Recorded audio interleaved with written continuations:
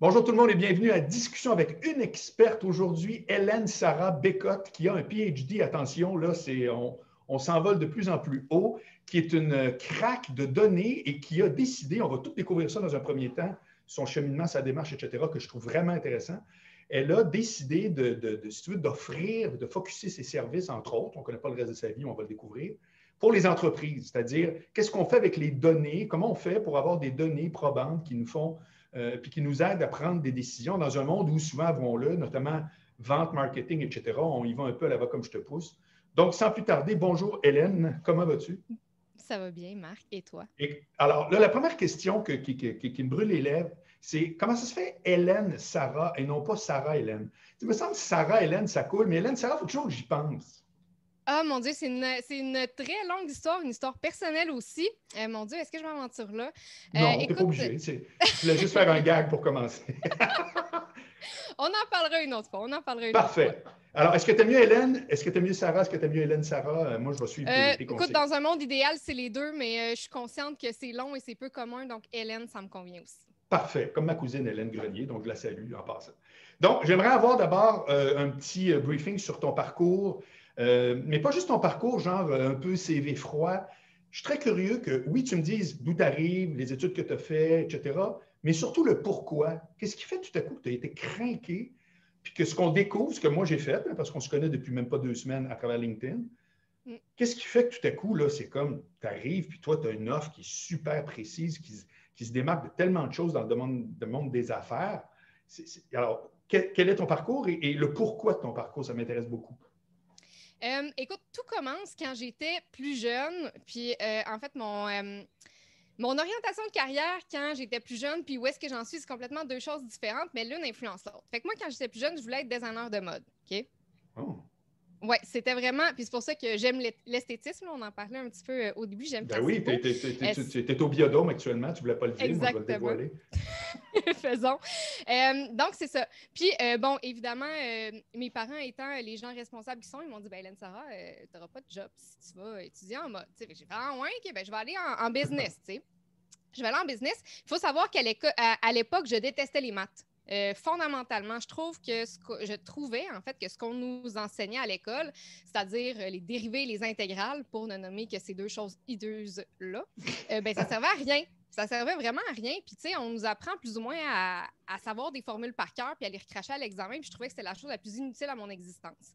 Puis là, j'arrive, tu sais, dans mon bac en admin, puis j'ai des cours où est-ce qu'on utilise les maths pour résoudre des problèmes d'affaires.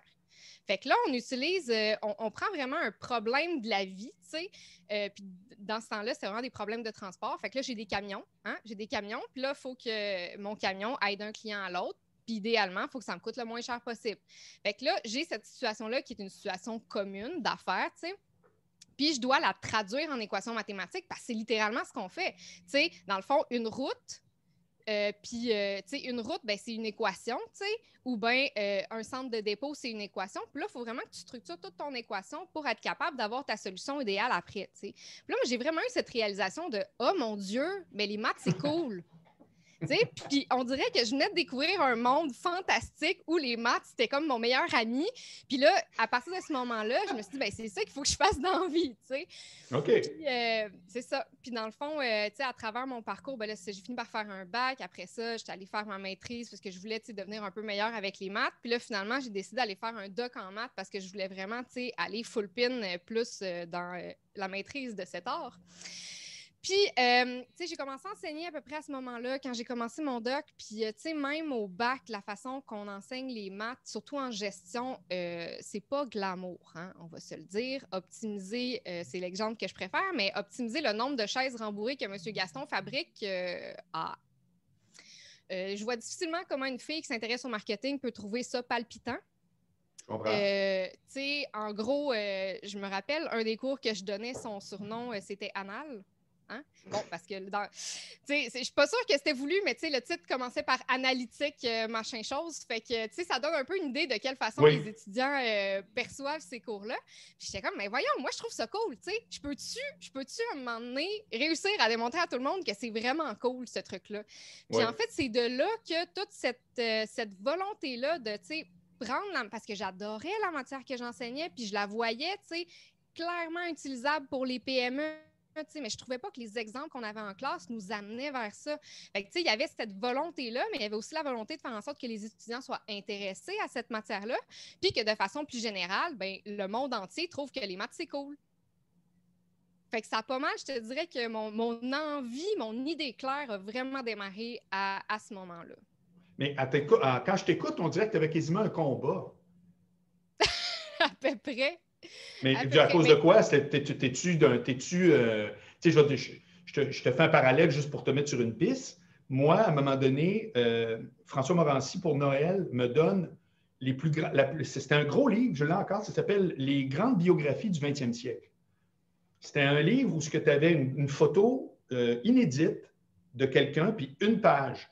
John F. Kennedy, Madonna, Che Guevara, etc. T'sais. Puis en lisant ça, puis en voyant qui m'intéressait le plus là-dedans, c'était tous les révolutionnaires. Comprends-tu? C'était Che Guevara, Castro. C'est pas du monde que j'idolâtrais, mais bizarrement, mon attention se portait là-dessus. Puis je ne suis pas surpris d'avoir toujours été quelqu'un qui cassait le moule, ça a tout le temps été ça, mon truc. Là. Puis encore aujourd'hui, ça n'a pas ralenti. Ça a pris d'autres formes, mais ça n'a pas ralenti. Fait que moi, tu vois, la première affaire, c'est que j'entends comme si tu avais un combat. Parce que t'as pas. Pourquoi il faut que tout le monde sache que c'est cool, les maths? Qu'est-ce qu'ils venaient te chercher dans cette espèce de message-là? Mais je pense que c'était mon expérience personnelle avec les maths. Pour vrai, je suis très honnête là-dedans. Moi, je trouvais que les maths, c'était inutile.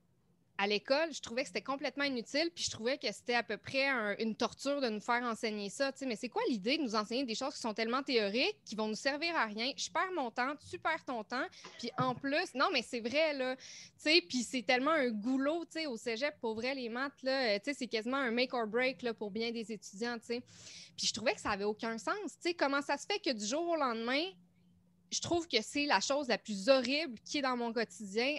C'est la chose la plus magnifique. Il y a un problème. Puis ce problème-là, ça passe à travers la communication. C'est parce que c'est mal enseigné. C'est parce que les problèmes utilisés ne sont pas intéressants. C'est pour une foule de raisons. Fait que je me suis dit, crime, c'est important. Puis, tu sais, dans le quotidien de plein de gens qui travaillent dans plein d'industries complètement différentes, les maths, c'est un outil qui a tellement de valeur. Mais si on le mettait justement en valeur, si on permettait aux gens de l'utiliser comme n'importe quoi d'autre, tu sais, dans quasiment toutes les industries, on va utiliser le marketing parce que c'est essentiel. Mais pourquoi à travers ça, on n'utilise pas aussi les outils qui sont plus analytiques? Pourquoi on n'utilise pas les maths? Pourquoi on n'utilise pas les données? Parce que c'est enseigné de façon tellement plate, tu sais. Le marketing, c'est le fun. Non, mais c'est vrai, tu sais. Ouais. Fait que, puis ça reste un outil qui est super essentiel à la business, puis peu importe notre industrie. Puis Colin, moi, j'ai envie que tout le monde l'utilise, tu sais. Alors, tombons dans le vif du sujet. En quoi ton expertise peut être dans le concret? Parce que là, on comprend ton appel à tous, puis genre, tu voles dans les airs en train de tu veux sauver la planète. Là. Mais au-delà de, dis-moi quelques exemples, par exemple, où est-ce que tu considères que des interventions simples peuvent faire une grosse différence dans, je pense avoir compris, la prise de décision, dans le fond. C'est là-dessus que tu interviens beaucoup, là. Oui, c'est ça. Écoute, mes exemples préférés, c'est sûr que c'est les exemples du quotidien, là. Mais quand même. C'est ça. Donc, mettons, pour le quotidien, bon, je vais donner mon exemple préféré qui n'est pas nécessairement si pertinent à notre existence, mais tu sais, j'adore, une des choses que j'adore calculer, c'est combien de café on doit boire quand dans la journée pour être le plus productif possible, tu sais. Donc là, c'est sûr que ça reste une décision qui est très personnelle, qui est très variable, mais au final, c'est une situation qui, au départ, on pense est très qualitative. Parce que, tu sais, j'essaie d'être plus productif, j'essaie d'orienter, tu sais, le nombre de cafés que je bois, il y a un peu de mon bonheur là-dedans, de productivité, je ne sais pas trop, tu sais. Mais il y a des façons de quantifier l'information pour être capable de prendre une meilleure décision. Puis, tu sais, ça peut être évidemment appliqué en business aussi. Puis, tu sais, ce serait de savoir, je ne sais pas, moi, mon Dieu, on dirait que pour stimuler mon cerveau, il faut me donner des mises en situation, tu sais, plus claires, mais tu sais, mettons au niveau de tes clients, là, est-ce que le fait que je fais des cold calls, ça fonctionne? Combien de cold calls il faut que je fasse pour que ça me donne des clients? Est-ce que mon temps est bien réparti? Puis, tu sais, ça, c'est plein de micro-opérations qu'on fait au jour le jour dans notre entreprise. Puis souvent, on est juste tellement occupé par notre quotidien qu'on ne prend pas le temps de savoir t'en as fait combien de cold calls. Tu sais, il y a toutes les petites choses que tu fais day to day, tu peux les quantifier. Puis à la fin de la journée, si tu es capable de les regarder, d'avoir un portrait de ce que tu as fait, tu es capable de savoir où est-ce que je l'alloue mon temps. par exemple. T'sais? Fait que ça te permet de prendre des décisions opérationnelles sur ton quotidien, sur les tâches que tu fais pour être capable, en fin de compte, de poser des actions qui vont avoir plus de résultats. T'sais. Il y a souvent de la réticence de la part des employés de collecter les gestes qu'ils posent, puis les décisions qu'ils prennent, etc. Est-ce qu'il y a moyen de contourner ça? Par exemple, tu parles de vente. Il existe un paquet d'outils pour justement gérer des suivis, mais souvent, il y a une énorme résistance de la part de la personne des utiliser parce qu'il y a un côté, on va monitorer ta performance, etc. Ce qui est vrai, mais en même temps, il ne faut pas être cave. C'est pas genre, c'est pas un jeu de labyrinthe où la bille tombe, puis là, finalement, à la fin de la journée, tu es dehors. Ouais. Comment tu contournes ça, la réticence en général? Puis là, je parle vraiment au niveau des employés parce qu'après, tu pourras répondre de la part de l'employeur. Le boss qui, lui, va peut-être dire « Ah, ça me gaze » ou peu importe. Comment tu contournes ce que tu viens juste de dire dans des exemples qui, pour moi, apparaissent comme, bien évidemment, me semble que si tu as plus d'informations sur tes propres opérations, tu as une meilleure décision à prendre. Comment tu contournes ça? Mais je pense que c'est difficile un peu de séparer employé et employeur parce que, tu sais, je pense qu'une des raisons pour lesquelles l'employé ne voudrait pas se monitorer, c'est parce qu'il se fait taper dessus par son employeur. Ouais. C'est vrai, là. Je veux dire, on a tous déjà eu un micromanager.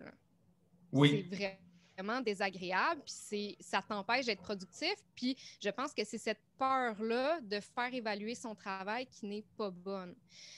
Par contre, si ces outils-là sont utilisés exclusivement pour que l'employé lui-même les utilise, par exemple, fait que lui est capable de regarder sa propre productivité, puis supposons, par exemple, qu'il est la seule personne à avoir accès à ces données-là. Tout à coup, on vient de lui donner les moyens pour se gérer lui-même. Puis, tu sais, je pense que, tu sais, faudrait séparer son gestionnaire qui vient lui dire quoi faire, puis lui, qu'est-ce qu'il peut faire avec ces données-là. Puis de cette façon-là, on lui donne beaucoup de pouvoir. On lui donne le pouvoir de comprendre comment lui, il fonctionne. Il ne faut pas que ça devienne une façon de le contrôler. Puis si lui, il comprend ça, puis s'il y a l'environnement qui lui permet de se développer dans cette prise de décision autonome-là, bien là, clairement, tu viens de le propulser. Là. Est-ce que pour prendre les décisions suite à une accumulation de données, est-ce qu'il faut que ces données-là soient déjà numérisées par définition ou il y a d'autres moyens de s'y prendre? Je te donne un exemple très concret dans ma business. Nous autres, quand on fait de la radio, on reçoit des textos. Et inévitablement, le nombre de textos est directement proportionnel avec l'intérêt de l'auditoire. Mm-hmm. Mais ce n'est pas répertorié, je veux dire, oui, mais il n'y a personne qui fait comme à la fin de la semaine, regarde ça, là, à telle heure, on a parlé de ça, etc. Comment on fait quand il y a, parce que des données, il y en a partout, au moment où on se parle, on en a des données, là, tu dis des mots, je veux dire, comment on fait quand ce n'est pas 100% numérisé pour collecter ces choses-là? Il faut les numériser, premièrement. Mais tu sais, au-delà de ça, on s'en sort pas, là. On s'en sort pas. Mais tu sais, une chose qu'il faut être conscient, par exemple, c'est que c'est pas essentiel de tout numériser. Puis ça, tu sais, j'aime apporter cette nuance-là, c'est que ça dépend vraiment de nos objectifs en tant qu'organisation. Tu sais, il y a bien des choses que même moi, je traque pas. Tu sais, je vais pas traquer ce que je fais à la seconde près parce que je ne vois pas la valeur. Tu sais, il y a comme, tu sais, c'est le trade-off entre combien d'efforts que ça me prend pour accumuler puis traiter ces données-là, puis c'est quoi que je peux en retirer à la fin. C'est ça. Tu sais, si pour vous, juste le fait de savoir grossièrement, sans avoir les chiffres exacts, hey, on a parlé de telle affaire aujourd'hui, puis on a eu beaucoup d'appels ou de textos. Si ça, c'est suffisant comme métrique, bien, ça sera suffisant comme métrique parce que ça peut en être une. Juste ton feeling par rapport à la quantité ou dire, hey, aujourd'hui, j'ai l'impression qu'à comparer à hier, on n'a vraiment pas eu beaucoup de textos. Peut-être que ce sujet-là, on va y aller mollo les prochaines fois qu'on arrive proche. Bien, ça reste une métrique en soi. C'est pas précis, c'est pas parfait. Donc, dans le cas qu'on parle, on pourrait recommander aux gens qui nous écoutent, qui ont peut-être des situations où ce n'est pas super, comme tu dis, traqué à mort. En tout cas, moi, c'est l'idée que j'ai quand je t'écoute. Ouais. Ça serait de faire quelque chose que personne ne fait. C'est un meeting à la fin de l'émission en disant, ça a été quoi les 3 segments où on a reçu le plus de réactions, mettons. Puis à la fin de la semaine, dire, regarde, le sujet et les réactions, puis tu vois, juste ça, moi, j'aurais le goût de le faire, mais personne en radio fait ça. Tu as montré comment c'est archaïque et préhistorique. Personne ne fait ça. Donc, on a du data, les textos, ça rentre, let's go. Puis la seule affaire, c'est qu'on se dit, ça a marché. Puis le lendemain, chacun, il va là-bas comme je te pose. C'est fini. Ouais. Mais moi, juste d'avoir ça. Ouais. Mais tu sais, parce qu'à la fin de la journée, là, on s'en fout-tu que tu as utilisé des données ou pas? Tu sais, pour vrai, là, on s'en fout complètement. c'est ça. Ce qu'on veut, c'est que tu sois plus efficace dans tes opérations. Fait que même si tu n'as pas la donnée précise, au final, si tu es capable d'accumuler de l'information puis de l'utiliser de façon intelligente, tu as atteint ton objectif. Bon, mettons qu'on parle, là, il y a bien du monde qui vont nous regarder qui vivent des situations spéciales parce que l'époque est spéciale. Comment la lecture des données qui changent, puis quel œil mettre quand tout à coup ton environnement externe change beaucoup? Quel conseil tu donnes aux gens de dire, regardez, là, tout le monde a un struggle. Remarque, il y en a qui ont un struggle de l'autre bord. Il y en a que leurs affaires ont popé comme des malades. Mais mettons qu'on s'adresse à ceux pour qui c'est des temps tough.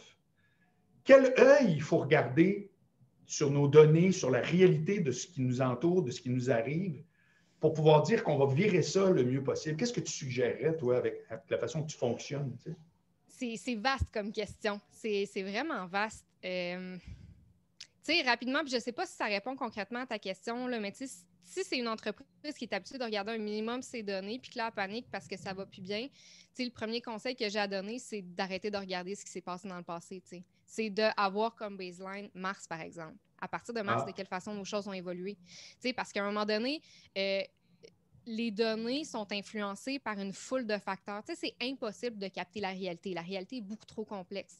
Fait que quand tu vas faire des décisions, il faut que tu essaies de chopper dans la réalité. Il faut que tu essaies de la simplifier. Tu n'as pas le choix de faire ça parce que sinon, tu vas passer juste ta vie à essayer de reproduire la réalité sans jamais rien faire concrètement. Fait que considérant ça, c'est quoi le plus proche d'une simplification de notre crise? Ben, c'est de uniquement considérer le temps depuis que la crise a commencé. Puis là, de savoir, OK, ben, tu sais, puis là, c'est difficile parce que la réglementation, elle change quand même souvent. Là, à un moment donné, les restos sont ouverts, à un moment donné, les restos sont fermés. Fait que c'est sûr que c'est un resto, tu ne peux pas comparer tes données quand c'est ouvert puis quand c'est fermé. C'est deux choses complètement différentes.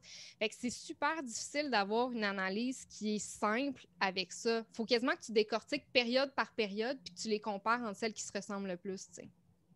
Est-ce que tu trouves que l'analyse des données selon le profil des clients, c'est quelque chose qui est vraiment important?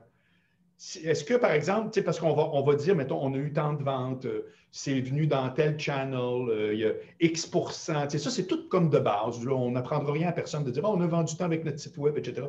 Mais le profil du client, lui, c'est-tu quelque chose que tu suggères de mettre du temps à pouvoir être capable de dire, c'est tel genre de client qui achète chez nous? Ben, ça dépend, c'est quoi tes clients. T'sais, si clairement, tu as un seul client ou un profil de client qui est relativement similaire, je ne vois pas l'intérêt de le séparer en sous-segments. Supposons que tu vends, je ne sais pas moi, une formation pour apprendre à dessiner, remplir les cases sur un dessin, là, je pense que le genre de client que tu as va être quand même relativement similaire. Sauf si tu as des personnes âgées et des enfants. Si tu as deux catégories de clients qui sont clairement aussi différentes que ça, oui, c'est parler. Fait que c'est tout le temps, il n'y en a pas de réponse absolue. Il faut vraiment y aller avec ce qui va nous apporter le plus de valeur, puis ça revient un peu à ce que je disais tantôt, de rendre la réalité la plus simple possible, fait que de chopper dans ce qui est trop différent. Fait que si clairement, pour toi, tu as 2 ou 3 segments de clientèle qui sont clairement distincts, oui, ça vaut la peine d'aller le segmenter. Si tes clients sont plutôt homogènes, c'est du temps que tu vas avoir mis à pas grand-chose, finalement. J'ai fait 2 épisodes avec des gens qui étaient des spécialistes de la newsletter, de l'infolettre. Puis ça a été super intéressant vraiment parce que ce que je voyais d'une infolette, c'est que c'est un projet qui est très dynamique. C'est-à-dire que ce que tu as bâti une journée, bien, ça évolue au fil justement de l'action-réaction.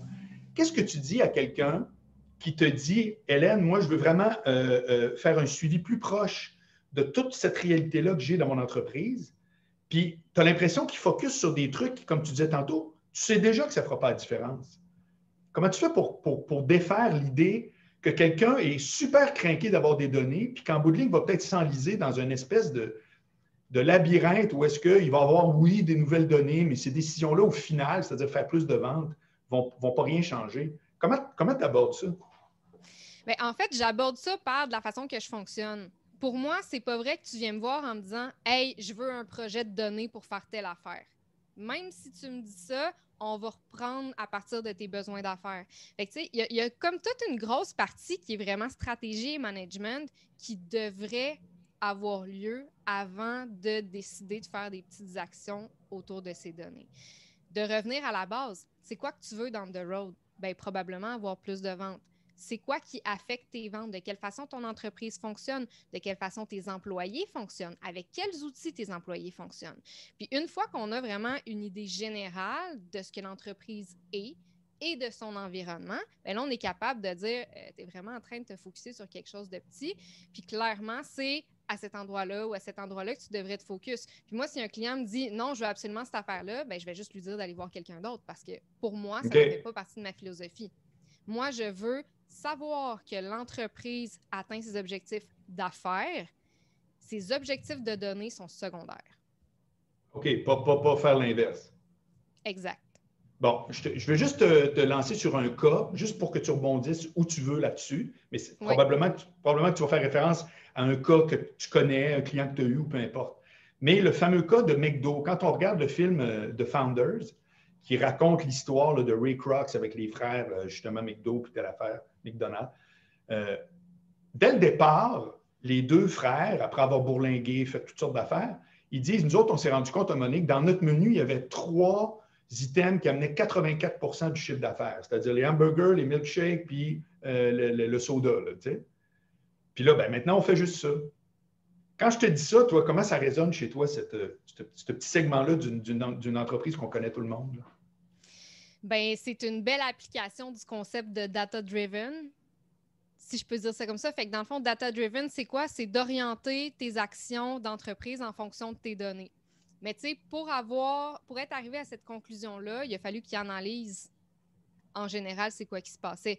Dans ce cas-là, c'est assez facile. Bien, je veux dire, c'est pas assez facile. Tu sais, dans le fond, c'est quoi qui influence McDo? Ben oui, tu as les ventes en amont, puis après ça, tu as les opérations en arrière. Une autre chose qu'on connaît McDo pour, c'est l'optimisation de leur chaîne logistique. Fait que probablement que, tu sais, si j'entends juste le cas de on s'est focusé sur 3 items, probablement que ce n'était pas les seules considérations là-dedans.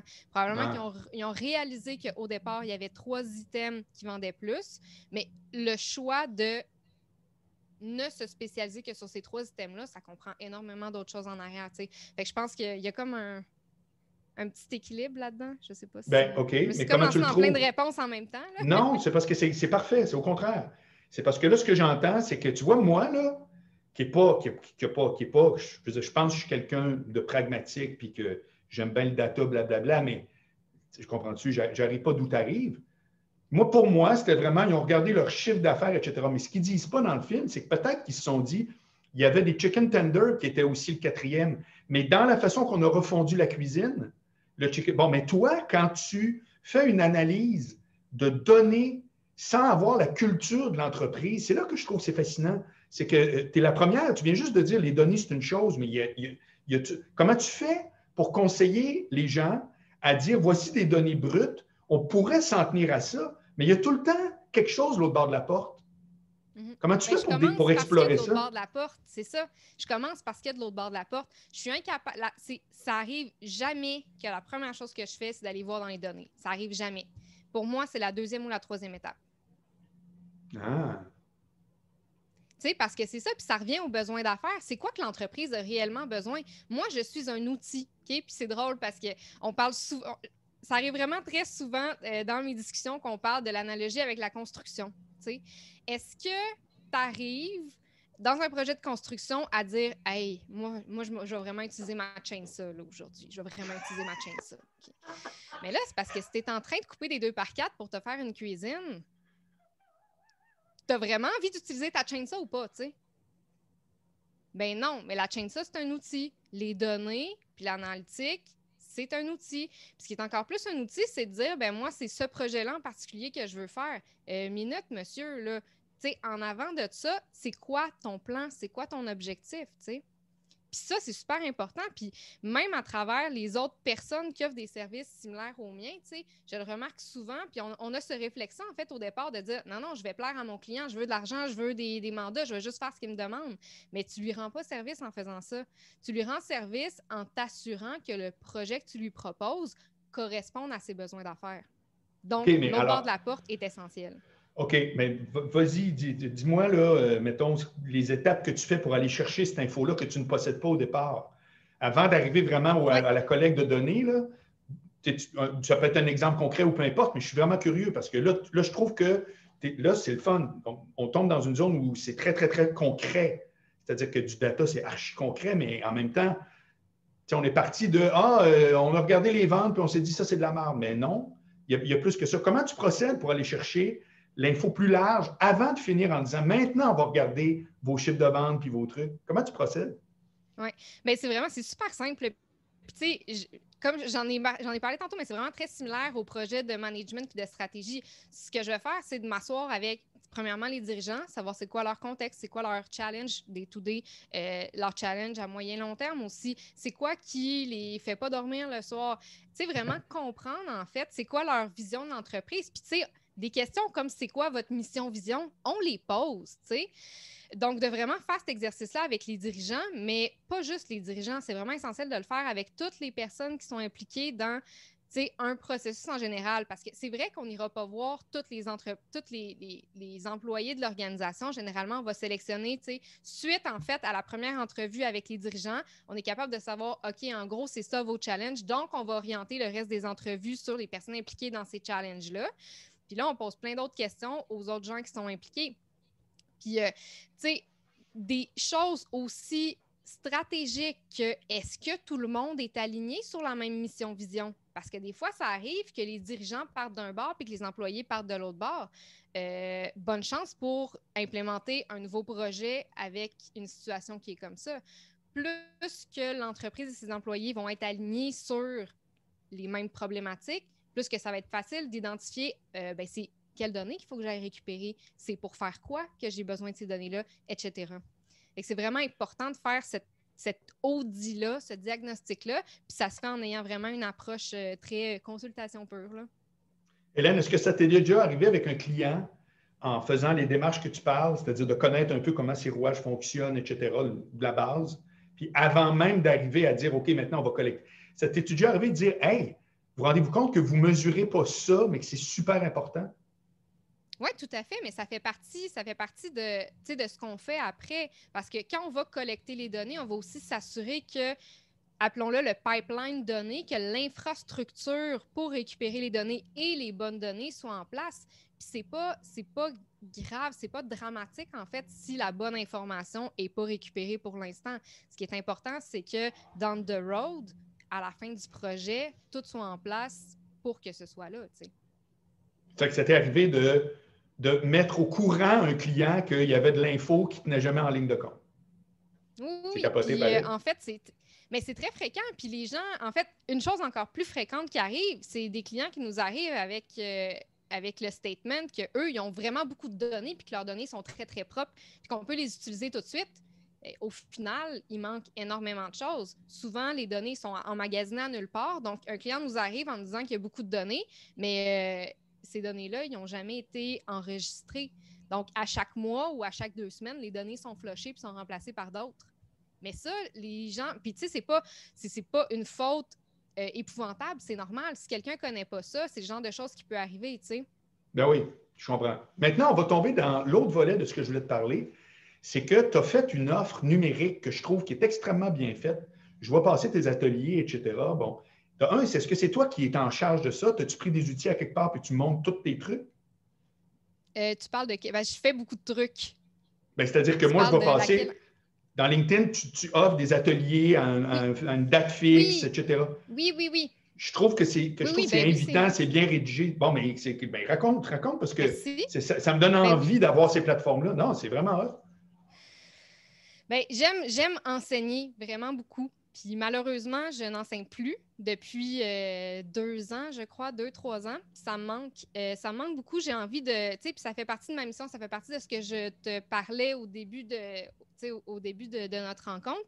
J'ai vraiment envie de pas juste, je veux dire, c'est le fun de donner des services, mais c'est pas ma mission principale. Ma mission principale, c'est de donner les outils aux gens. Donc, c'est le fun que ce soit moi qui soit payé pour le faire, mais au-delà de ça, si je suis capable de redonner ça le plus possible à des gens, puis surtout l'atelier que tu parles s'adresse aux travailleurs autonomes, aux solopreneurs. Eux, ils n'ont pas les moyens d'engager une firme ou une agence pour analyser leurs données, mais c'est quoi les outils qui sont à leur portée? Tu sais, ça peut être aussi simple qu'un fichier Excel. Tu n'es pas obligé, oui, c'est bien beau, on parle des données, ils ont plein de pouvoirs, machin. Mais pour quelqu'un qui travaille, en solo, il n'y a pas nécessairement des infrastructures ultra élaborées qui existent. Il y en a. Là, il y a de plus en plus de logiciels qui vont permettre à ces gens-là d'accumuler des données. Mais c'est quoi les outils de base qu'ils peuvent utiliser pour leur donner de la vitesse? Puis il y a tout le temps cette espèce de trade-off-là entre le temps et l'argent que j'ai à mettre sur quelque chose, puis les résultats que je peux espérer avoir. Moins tu mets de temps, moins tu vas avoir des gros résultats. Plus tu mets de temps et d'argent, plus que tes résultats vont être gros. Mais dans le cas d'une petite entreprise ou d'un travailleur autonome, bien souvent, avec un peu d'effort, tu es quand même capable d'aller en chercher quelques résultats. Ça ne sera pas les résultats fantastiques qu'une entreprise qui a 300 millions de dollars en budget va faire, mais tu es quand même capable d'aller te donner de la vitesse. Puis moi, j'ai envie que ces gens-là aient plus de vitesse. Donc, je prends mon petit lot de technique, mon enthousiasme et j'espère leur transmettre ma joie de vivre numérique. C'est quoi, en résumé, les différents, mettons, comme là, j'ai vu que tu avais un atelier qui s'en venait en novembre. C'est quoi les sujets de tes ateliers, puis les grandes lignes, là, mettons, pour nous donner le goût, là? Il y en a plein. Bon, c'est ça. Celui qui est en novembre, c'est vraiment pour aider les travailleurs autonomes, personnes qui travaillent seules. Limite, les très petites entreprises pourraient aussi le faire. C'est vraiment de quelle façon dans tes opérations. Puis je me spécialise, en fait, celui-là est vraiment juste pour les entreprises de services. Parce qu'évidemment, quand tu n'as pas de produit, tes processus internes sont quand même un peu plus simples. Donc, je me focus là-dessus, puis on va vraiment regarder c'est quoi toutes les données que tu peux accumuler, où est-ce que tu peux accumuler ces données-là et de quelle façon tu peux les utiliser pour prendre quelle décision. Okay. Donc, ça, c'est vraiment le focus de cet atelier-là. Tu sais, à la fin, le but, c'est vraiment que les gens soient capables de, tu sais, chez eux, avec leurs petites opérations, de faire leurs petites affaires, puis justement prendre des meilleures décisions après. Après ça, dans le passé, j'ai aussi offert des ateliers sur la visualisation de données. Donc, ça, c'est de quelle façon tu fais des graphiques pour apporter des idées, exprimer des choses. Il y en a un que j'ai fait spécifiquement pour les plans d'affaires et les pitchs, parce que évidemment, dans ces deux médiums-là, qui vont souvent de pair. D'habitude, quand tu as un plan d'affaires à faire, parce qu'il faut que tu le pitches à quelqu'un, donc il faut que tu aies des graphiques pour appuyer ce que tu dis. Puis la visualisation de données ou les graphiques, c'est un outil super puissant pour faire passer des idées comme tes projections financières, par exemple. Mais de quelle façon, quel graphique que tu prends, de quelle façon tu structures ton information là-dedans pour que, ben oui, il faut que ce soit cute pour que les gens le regardent. Oui, il y a une certaine façon de disposer l'information pour que ce soit plus percutant. Pour qu'au final, que tu sois capable de convaincre les gens de ton projet, c'est un outil que tu peux utiliser. C'est un outil qui vient des données parce que pour faire des graphiques, en arrière, tu as besoin d'informations structurées. Ben, à moins que tu les inventes. Oui, mais c'est pas conseillé quand même. Hein? La créativité a ses limites. OK. Ah, ben écoute, c'est super intéressant. T'en as-tu d'autres? As-tu d'autres formations sur. Tu dois avoir un site web de toute façon? Là? J'ai un site web. Pour l'instant, sinon, j'ai quand même donné des petites conférences à travers ça, là, comme par exemple des trucs sur l'intelligence artificielle, c'est quoi, on démystifie ça un peu. Pour l'instant, c'est pas mal mon offre. Je ne dis pas qu'il n'y en aura pas dans le futur, donc ça m'intéresse vraiment beaucoup de développer ce volet-là. Parce qu'encore une fois, je crois vraiment beaucoup que c'est des concepts qui ont avantage à être simplifiés, qui ont avantage à être partagés. Mais oui, c'est ça, beaucoup de détails sur mon site web, sur Google en général. Super. Merci beaucoup, Hélène Sarah Bécotte. Vraiment, là, ça donne le goût de... Ça donne le goût de... Moi, je l'ai ce goût-là, là, mais je pense que ton message est archi clair, puis on comprend que l'idée, c'est de ne pas hésiter à avoir... En partant, tu vois, là, ce que j'ai le goût de conclure, c'est que j'ai l'impression que la job que tu fais, au-delà de l'expertise que tu peux apporter dans le concret, c'est aussi ton intro. C'est-à-dire qu'il y a beaucoup de monde pour qui les données, ils en ont assez, puis le reste, à un moment donné, il faut y aller au feeling, etc. Moi, j'ai pour mon dire quelque chose, c'est que ce qui se mesure bien n'a pas plus de valeur que ce qui se mesure mal. Mais quand tu es dans la mesure, exemple, est-ce que ça va être une bonne idée ou pas, God knows, on ne le sait pas. Mais si tu n'es pas sensible à l'idée d'avoir du data, bien, il y a quand même tout un pan que tu es encore en train de remettre à la grâce des dieux, que j'ai l'impression que ton approche fait en sorte qu'on diminue beaucoup. Non, on ne fait pas juste diminuer le risque, mais on optimise d'avoir des idées à bonne place. Ce serait ça la conclusion de notre conversation.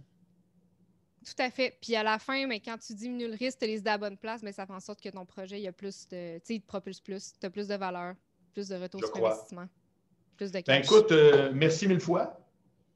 Et puis, en Merci à espérant toi. que les gens vont te contacter en grand nombre. En tout cas, moi, ça m'a fait grand plaisir. Ben, merci beaucoup. Tu iras arroser tes plantes, là. Je vois qu'il y en a qui ont besoin un peu. Tout à fait. Salut, Hélène.